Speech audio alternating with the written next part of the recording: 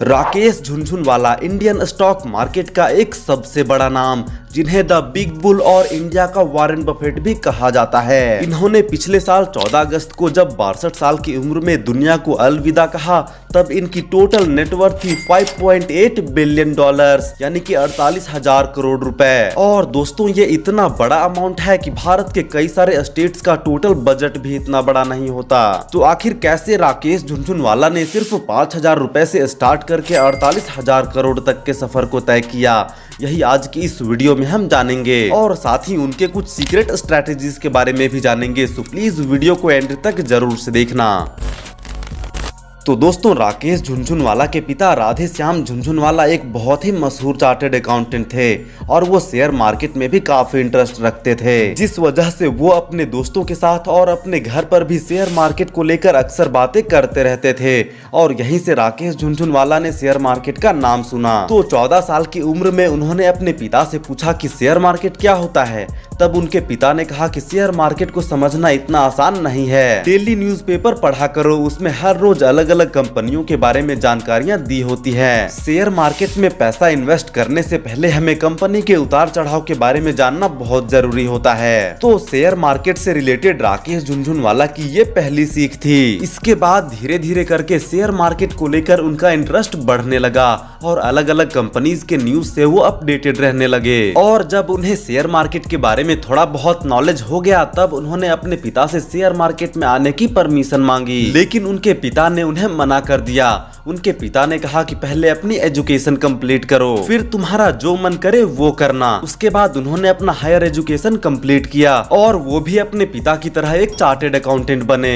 अब राकेश झुनझुनवाला ने अपनी पढ़ाई तो कंप्लीट कर ली थी, इसलिए अब समय आ गया था मार्केट में उतरने का। लेकिन उस समय तक तो वो एक स्टूडेंट ही थे, इसलिए उनके पास ज्यादा पैसे ही नहीं थे इन्वेस्ट करने के लिए। और ये बात है साल 1985 की। तो उन्होंने अपना पहला इन्वेस्टमेंट स्टार्ट किया सिर्फ 5,000 रुपए से। उस समय बॉम्बे स्टॉक एक्सचेंज का जो इंडेक्स है सेंसेक्स, वो भी सिर्फ 150 पॉइंट पे ही था। लेकिन उन्होंने पहला बड़ा प्रॉफिट 1986 में कमाया, जब उन्होंने टाटा टी के 5,000 शेयर्स खरीदे थे 43 रुपीज पर शेयर के रेट से। और सिर्फ 3 महीने बाद ही एक शेयर का प्राइस 143 रुपीज हो गया था, जिससे उन्हें पर शेयर 100 रुपए का प्रॉफिट हुआ, यानी कि टोटल 5 लाख रुपए का प्रॉफिट हुआ।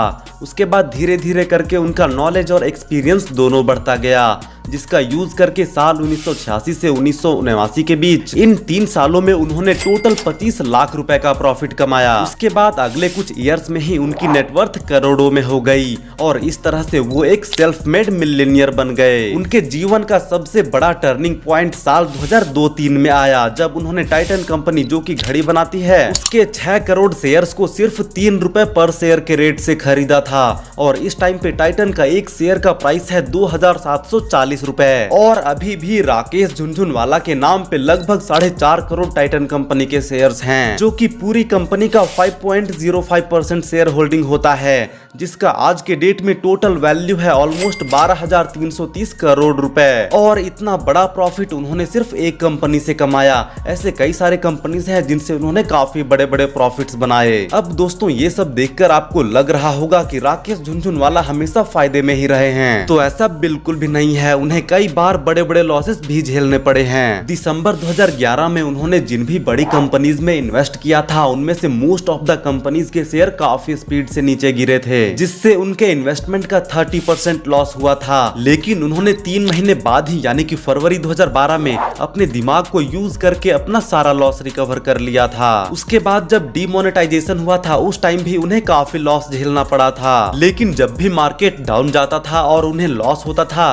तो उसे वो अपने लिए अपॉर्चुनिटी में बदल देते थे और उससे सारा लॉस तो रिकवर करते ही थे, साथ ही साथ उससे बहुत बड़ा प्रॉफिट भी बना लेते थे। क्योंकि जब भी मार्केट डाउन जाता है तो अच्छे अच्छे शेयर्स भी बहुत कम प्राइस में मिल जाते हैं। और यहीं से हमें सीखने को मिलता है कि जीवन में उतार चढ़ाव तो लगे रहते हैं, बस हमें अपना धैर्य कभी नहीं खोना चाहिए। इसी वजह से काफी सारे अप्स एंड डाउन्स के बावजूद भी जब पिछले साल यानी 14 अगस्त 2022 को जब राकेश झुनझुनवाला दुनिया को अलविदा कहे, तब उनका टोटल नेटवर्थ था करीब 48,000 करोड़ रुपए और उनका नाम इंडिया के टॉप 50 अमीरों के लिस्ट में भी था।